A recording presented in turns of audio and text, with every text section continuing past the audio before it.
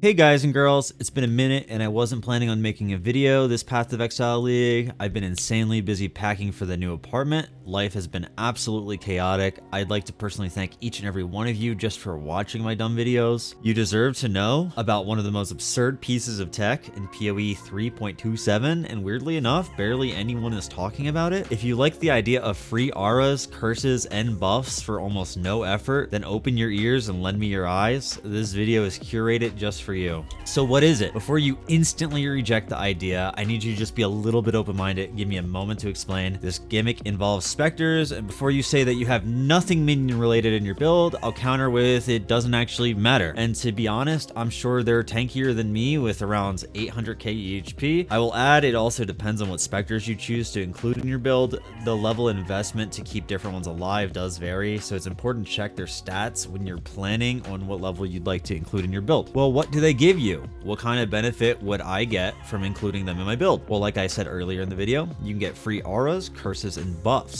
So feel free to pause on any of these images. The power waiting to be taken is just absurd. So yes, there is the auras, there is the curses, and there is some of the buffs. I'll leave the link to these, the wiki, in the description if you want to check them out for yourself. So here is the levels of setup, how to include them in your build. Majority of builds can use this. So for the bare minimum, and I really don't recommend this, they'll probably die in anything over like a tier 16. This is just 2 gem slots. This will give you 2 auras for free, buffs or curses. The bare minimum for 2 specters is just a level 20 quality ray specter gem. Connect it with a 20 quality meat shield support. I would really strongly recommend, since if this is the only amount you're willing to invest, would be to go to Perfect Guardian Turtle and a Perfect Warlord. The reason for these is because they're the 2 tankier specters, and this will give you vitality, endurance charge generation, determination, and an invulnerability buff once in a while. Do note the endurance charges are based on the specters and not yours, so you'll get 3. For the 3 specter setup, this is where the value kind of skyrockets. You get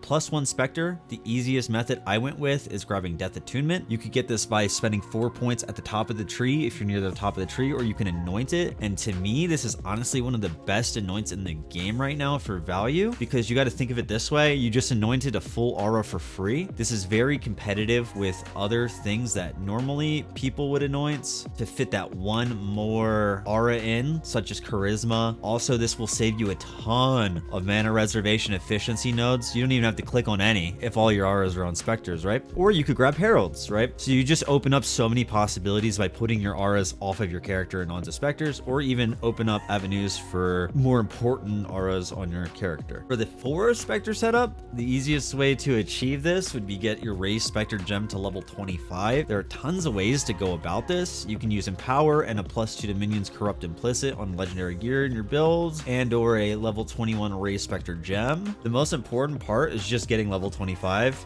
for that 4th specter. If you've gone this far in investment, I would definitely recommend linking Convocation to your automation defense setup. This will heal all of your specters and teleport them to you every time your automation triggers. An example of this would be Automation, Immortal Call, and Convocation. And then for 5 specter setup, this is really starting to push the boundaries of what you'd include in an everyday normal build.